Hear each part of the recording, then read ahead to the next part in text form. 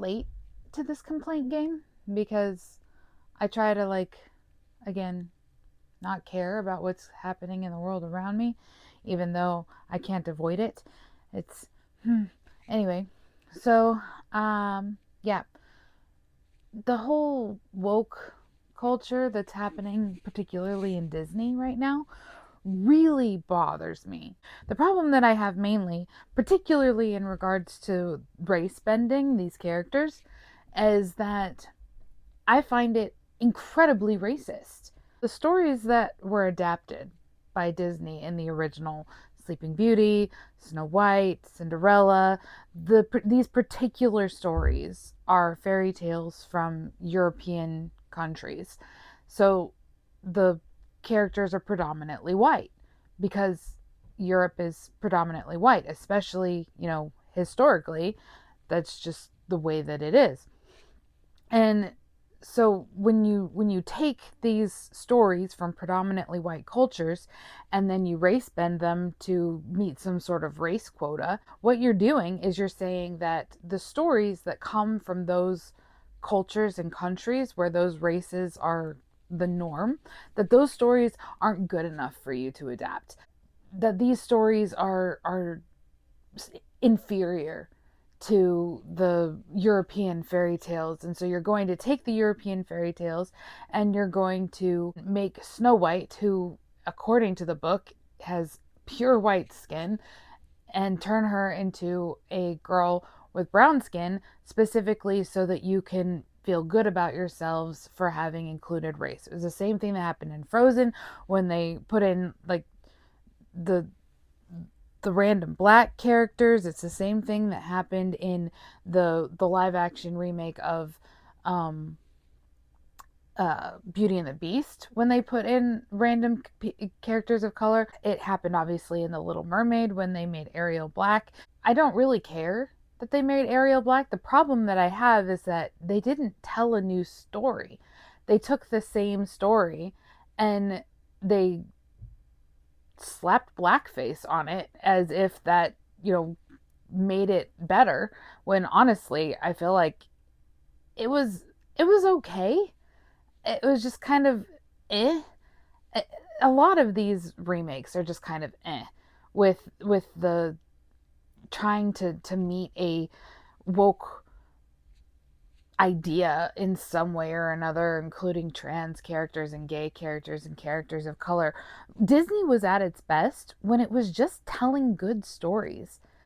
So, to get back onto the topic at hand, one of the things that I thought Disney did really well was Moana, right? Where it took a story from a culture that had people of color as the norm, and they made that story. They told that story. They did the same thing with Mulan, where they told that story. And if you had thrown random white characters into these stories for the sake of diversity, because and or random black characters or random Hispanic characters, they would have felt out of place and people would have called you on it, and they would have called you, I hope, racist, because that's what it is. Disney, you're racist, and you're trying to pretend like you're not racist by throwing in different colors as if that makes you not racist. Okay, I'm a little all over the place because, again, this bothers me. So, thoughts. One of the biggest, like, missed opportunities for an adaptation of a animated Disney movie that had the potential to be huge, representing people of color just all across the board, was The Lion King.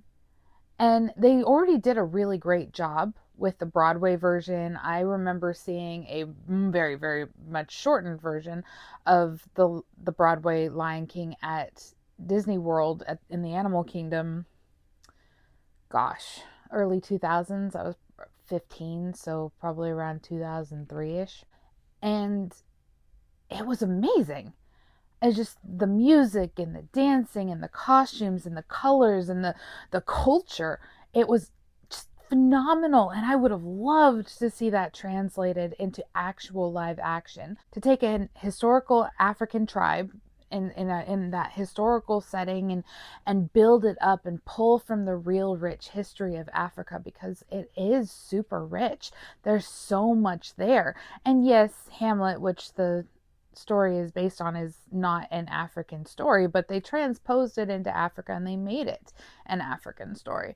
And so again, super racist to be like, instead of creating this fantastic live action masterpiece, they decided that they were going to cut out all of the black characters and make them computer animated lions and birds and things that looked fine, I guess. And it's super disingenuous to me. It feels like it's pandering and not heartfelt. It's not genuine. It's just checking off a box. If you really want to tell stories about characters who are of multiple races, multiple cultures, then again, go to those cultures and pull from their stories. Africa has phenomenal stories. There's one, I think it's a legend or a myth, not a fairy tale. I think it's called Wanju. Oh my gosh, it's so good. It's just as fitting as any of the European romance fairy tales, where you have Wanjiru, who is sacrificed by her village to bring the rain, and she's sucked into the underworld, and her family tries to save her, but they're held back so that the village can have rain. And then her lover, I guess. I guess he's in love with her. He's a great warrior, and he goes out on this quest to find her, and he makes his way to the underworld, and he pulls her out of the underworld, and makes her his queen. And it's beautiful, beautiful love story. Although apparently, traditional romances aren't allowed in Disney anymore. We can't have Disney princes who actually do anything. The princesses have to be entirely autonomous and do everything for themselves. And they may have a guy, but they're not super interested in him. He's just kind of like a bit.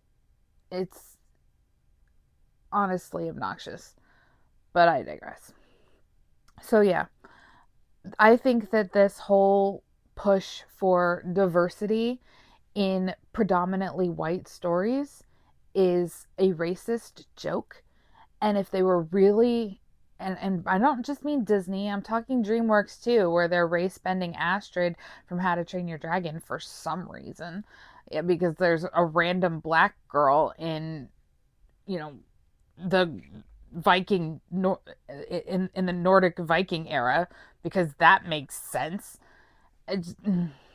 Anyway, so be diverse if you want to be diverse. Go to these different countries, go to these different cultures. Japan has some amazing stories that you can tap into, like the Princess Kaguya, which is basically Thumbelina, but in Japan, or Momotaro, which is the story of a young hero who's found in a peach. And those are just the two that I know off the top of my head. I mean, I'm just now really delving into fairy tales across the globe. So I don't really know a lot. Most of the fairy tales that I know are most of the fairy tales that everybody knows, because that's what the Grimms did, is they went around Europe and they collected fairy tales. But the Grimms aren't the only ones who collected fairy tales, and Europe's not the only place that they were collected. There's Russian stories, there's African stories, there's Australian indigenous stories, there's stories from every culture, every color, every place in this world. And I just feel like if these media companies, these conglomerates of entertainment, were truly interested in telling stories that were racially inclusive, that they would go to the places where these stories exist for these people and adapt them, because they exist and they're beautiful. And honestly, they're new to most people. And it would be really fascinating to see them. And to give these cultures the opportunity to showcase their histories and their stories. And maybe then people wouldn't have to feel like the only way to be represented as a minority is to erase white people from their own stories.